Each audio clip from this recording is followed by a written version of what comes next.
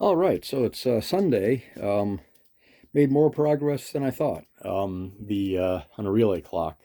So what you see here is they got the chassis, got the controller board on top, and the hours, minutes, and the seconds boards are underneath it. These are the three connections coming up that have all the reset, the increment, and then the carry, and then in the case of the hours, the 1224 setting. And then here I have hours, minutes, seconds. There's a power supply, terminal strip, and then I have these thumb switches that are used to set the time zone. So sort of amazed that I finished the PCB. I was a little skeptical when I mentioned having something done by Sunday, but it was done this morning.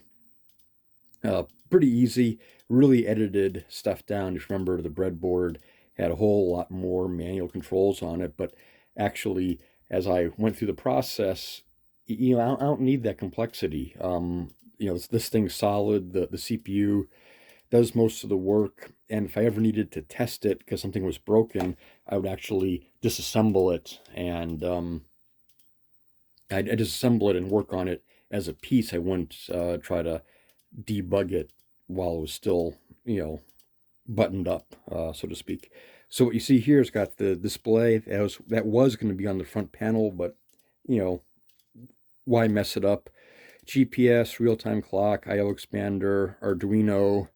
This selects between the GPS and the real-time clock, and then this is the relay that either does the carries or allows the Arduino to program the various relays. So I'll just show you sort of what happens if I hit reset.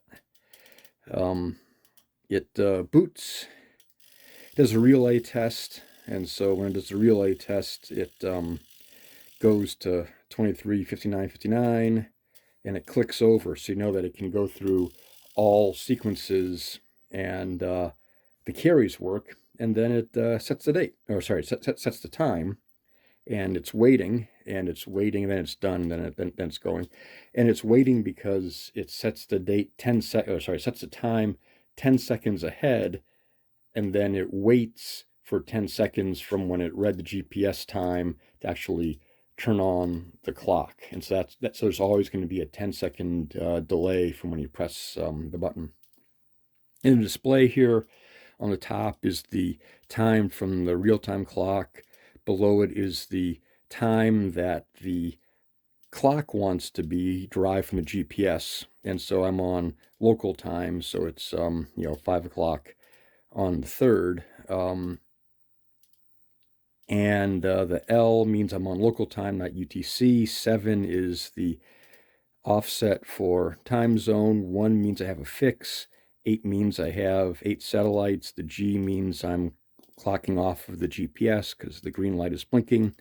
And I'm in normal operation. So I can do something like I can change the time zone to, 8, and I can press this time button, show time. You see that the 9 now is the offset, and it's now 3:05, and so I have to wait, and boom, there it goes. I can set it to UTC time by flipping the switch. I hit time again. The L turns into a U. It's midnight, 6 minutes after midnight UTC time. And there you go. And then it shows the time it wants to display, and then it's tomorrow. So let me just put it back to California time, and this updates every 5 seconds. Sorry, put it on local time, and I'll change the time zone to 7. So it's 7, it's 5 o'clock. This doesn't update. I was thinking about having it notice if you've twiddled with the buttons, but you just press the time button, and it sets the time. This 0 here is the millisecond offset. So this thing samples every half second, and so if I'm a half second ahead or behind the integer date, I take that into account. So again, normal operation, it's going. I've compared this to time.is, and it's right on, except that the GPS is accurate at the rising edge of the PPS. I actually change the digits on the falling edge, so it's 100 milliseconds behind. I can show the date by pressing the D button, and it shows the date, October 3rd, 2021. Then it shows the time, and that's the time it's going to set it to. And then I'm at the 500 milliseconds is the fractional part of the date, so I take that into account.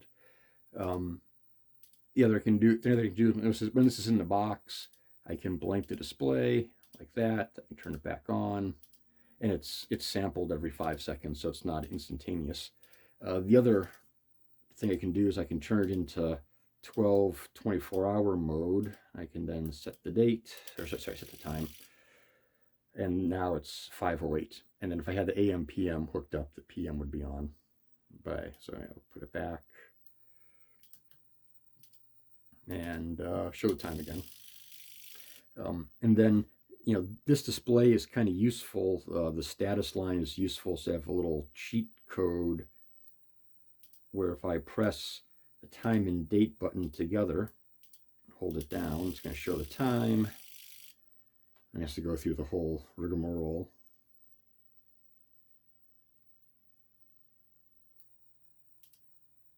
And then it turns into a status. So the status is 777.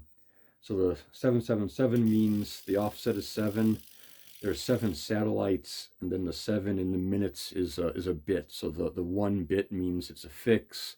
The 2 bit the 2 part means that you're on GPS time, and then the 4 bit means you're on local time, not UTC. And so that's just, again, if I want to know what's going on with the GPS. The other thing that I notice is that the oscillator that provides the 1 hertz out of the RTC, it's 50% duty cycle. It's just a pulse out of the GPS. So you can hear when it's running off of the RTC, because it's a tick tock, tick tock, tick tock, rather than on the GPS where it's a tick tock, tick tock, tick tock. And I don't know if maybe I can hit this button. You can see if you can hear the difference.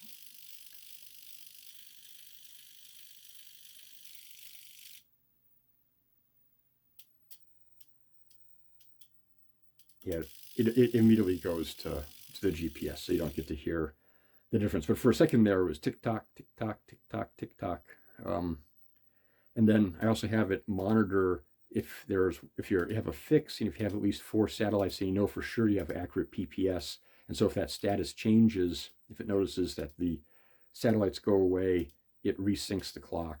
And then when the satellites come back in, it syncs the clock again, because if I lose GPS, I won't notice it until 5 seconds later, and then I'm working on the RTC, and so I switch to the RTC 5 seconds later, but the time is wrong, so I have to set the time. I have a relay test button here if you want to do the relay test, just for diagnostics. But again, that's not being exposed to the front panel. The only thing that's going to be on the front panel is the time, date, 12/24 local UTC. Everything else, it's hidden. And this is going to be down here someplace. This is the back panel. There'll be the power. There'll be a power switch. There'll be a dongle for the GPS antenna, and then there'll be the time zone offset, date, time, 12/24 local UTC, hours, minutes, seconds, the 2 sets of colons, and then the AM PM indicator. So I need to, I'm reusing the back panel that came with this chassis, but I have to design a new front panel and have to get the cutouts right and do the kerning. So that's next up, and it takes 2 weeks to fab. So, maybe I'll work on that tomorrow, maybe in, 2 weeks, it'll all be back. But it's all ready to go, no problems, everything's solid.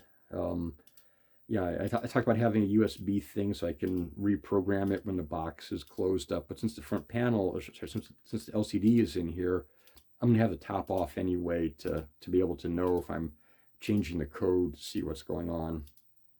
Got my power supply mounted, terminal strips. The voltages are good. I use thicker wire for the initial run, but everything is working great. And I'm glad I don't have all the manual stuff, switches and lights. You should edit your design, take stuff out. I mean, don't be afraid to take stuff out. If you really need it, add it back in. But be you know, be ready to take stuff out. It just really helps getting through that mindset. Because remember, I was going off the 32 kilohertz, and I had the dividers. I was going to have a selector switch so you could do a test with the various speeds. All this stuff, you just don't need it. I mean, what would Steve Jobs say? He would say, make it simple. So that's why I got here. It's nice and simple. And then just for data, I did a count, and there are 121 relays, 74 transistors, 123 LEDs, 325 diodes, and 197 resistors, all in this mess. I'm not sure how long I spent working on this. It's probably, again, since June, and I, each board, the counter boards, that's 20 hours each. This top one was probably, 8, but that doesn't, count all the software, all the prototypes. It's probably 3 to 4, 100 hours and into it, which is a lot of fun. And I have lots of notes. So then, a year later, when I'm trying to figure out what's wrong, I'll remember what all these wires do. So I have Illustrator files of the layouts of every single board. I have all my circuit diagrams. So if it needs to be debugged, it can be debugged in my code. I added comments that explain what all the things do. I made reasonably named variables. But I'm very, very happy with the project. I mean, it's just cool just seeing it clicking along just like I envisioned when I started this. And the sound is great. It's sort of what you would expect. And it's also, kind of bittersweet getting near the end because, I cleaned up my workstation area, put away all of the extra components I wasn't using. And pretty soon, it's going to be over. And then, what do? There's nothing to think about. There's no problems to solve. I need to work on the next thing. And, have some ideas, and I'll keep you up to date. All right, thanks for watching.